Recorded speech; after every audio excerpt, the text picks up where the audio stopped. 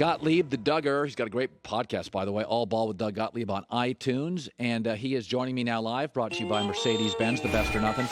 You know, Paul, you and I were talking on the phone this morning about this, is that, you know, I've seen this a lot in a lot of different areas where I said Popovich and Belichick, they're both brilliant. I don't deny it. But the more you win, it's human nature. You get a little arrogant.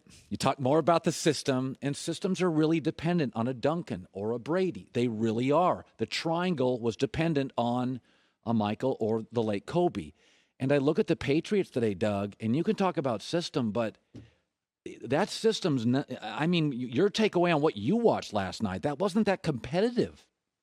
No, it wasn't. But if we're being fair, I think Bill Belichick's maybe done his best coaching job ever this year. That team has won 6 games. He had 8 players opt out with COVID concerns, including Dante Hightower, one of his 2 best defensive players. The best defensive player in the league was shut down for half the season, most of the season with the Patriots. He doesn't have Julian Edelman. Cam Newton can't throw a football, and they have 6 wins. I'm going to completely. This morning, I met you halfway on the phone. Now, I honestly completely disagree with you. And you mentioned Popovich. There isn't a system with Popovich. People forget when he first won a championship, he had Tim Duncan and he had David Robinson. They ran a dual post system. Then they morphed and changed. There were 3 different styles they played offensively. Same thing with the Patriots. When Tom Brady first got there, it was about defense, special teams, just scoring enough points. Then, you know, they used their running backs a ton out of the backfield to catch the ball. Then when he had Randy Moss, they didn't win a Super Bowl, but they're the best team in football.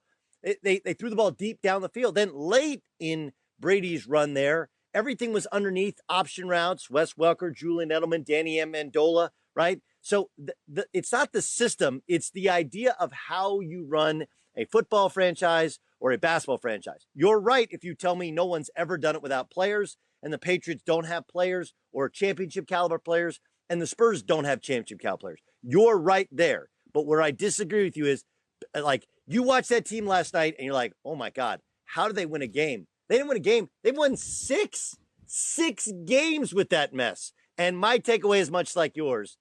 Cam Newton's washed, and it's a miracle they've won this many football games. Yeah, it became, you know, it's like there's a market for Teddy Bridgewater because Teddy wins. And there's a market for Garoppolo. Say what you want. When he quarterbacks the Niners, they win more. Cam ain't winning last 16 games, Carolina, New England. And it looks painful. I mean, his swing passes look, he doesn't transition his body weight. I mean, I just can't believe you go back to this, right? Would you, if you're New England? I don't know what they do. Obviously, Jarrett Stidham's been waiting for an opportunity. They don't seem to have bought into him. But you and I speak to NFL front office people, different teams, and I talked to 3 teams who everybody thought were in the market for a quarterback and were mentioned, and they all said the same thing, like, I have no interest in Cam. It has nothing to do with the hats or the persona or anything. He had shoulder surgery. It wasn't right. He had it cleaned up. It's still not right.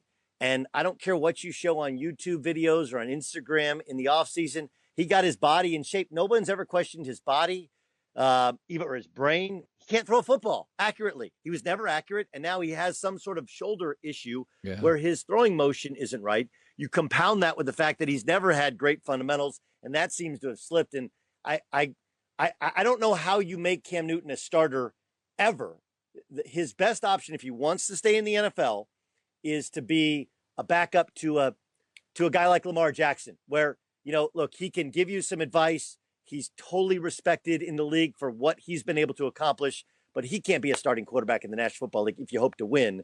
I think he's got great value in television more so than on a football. Oh yeah, so do I. I think he's got media written all over him. I want to segue to a couple NBA topics. First of all, I've seen Jason Tatum sign, and AD and LeBron, and I'm seeing guys sign. Some opt out, they come back. Regardless of the mechanism in which they signed, they all signed. Paul George just signed, and Giannis has a supermax, which, by the way, they're non-negotiable. Here's the money if you want it, and he's not signing. I'm trying to read the room here. It's not unlike this is not a negotiable contract. It's a lot of money. Here it is, and he's not signing. Is he leaving? What does that mean to you?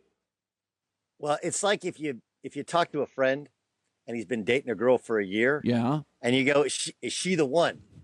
You're like, I don't know. Yeah, you do. You know, she's not the one. You just don't want to go through all the hoops of having to start again, find somebody else, right? You know when you know, and it's pretty obvious that he knows. They made a massive deal, and I thought an upgrade in getting Drew Holiday. Yeah. Drew Holiday, one of the more underrated players Yes. in the NBA. He can guard, he can play without the basketball. And the Bucks, they have a new practice facility, a new arena. Everything is set up for him. And if he's not signing, then he's telling you he's leaving. And the interesting part, though, to it is you mentioned contracts. I heard you discussing with Joy. Yeah. Here's the thing. This is where the NBA is not the real world. In any other job in the real world, Even sports. okay, if your corporation, if your business, they underachieve based upon expectation, they don't hit their number, right? And you don't perform well at the most important time, and your leader gets fired. Would you ever think that you deserve the most money that anybody can get in your profession? Like, I get that it's a scarcity issue, but Paul George gives me this, well, this is where I want to be. If it's where we want to be and you're loyal, loyalty is actually taking less money than you could get. Loyalty is not taking the most money you could get, especially when other members of your team don't believe that you have the stuff it takes to be a champion. The reason that there's such a disconnect between reality and James Harden or Kyrie Irving calling media members, pawns, right? Yeah. That's what it is. I don't talk to pawns. The reason there's such, because they don't live in the real world. Because in the real world, Paul George doesn't get a massive raise after what he threw out there last year for the Clippers. Yeah. No, I mean, even like movie stars, like a George Clooney, if you have 2 bombs, you don't get the money.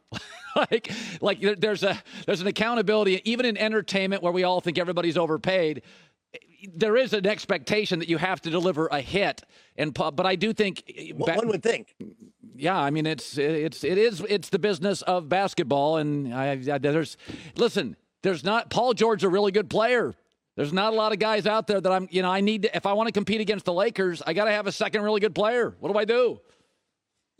Yes, but do you have to give him $226 million? That's $45 million a year. I know. This is very much like if we track the downfall of the Houston Rockets, right? We track the downfall.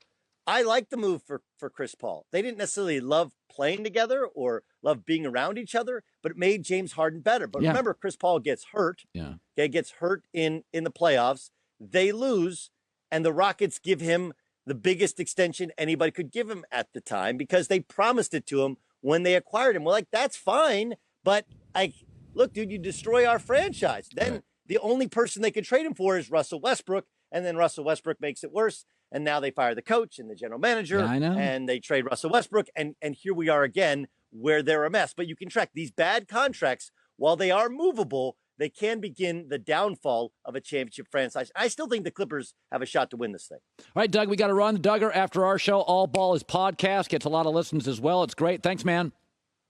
Thank you. Hi, everybody. Thanks for watching. Subscribe here to get the latest from the show.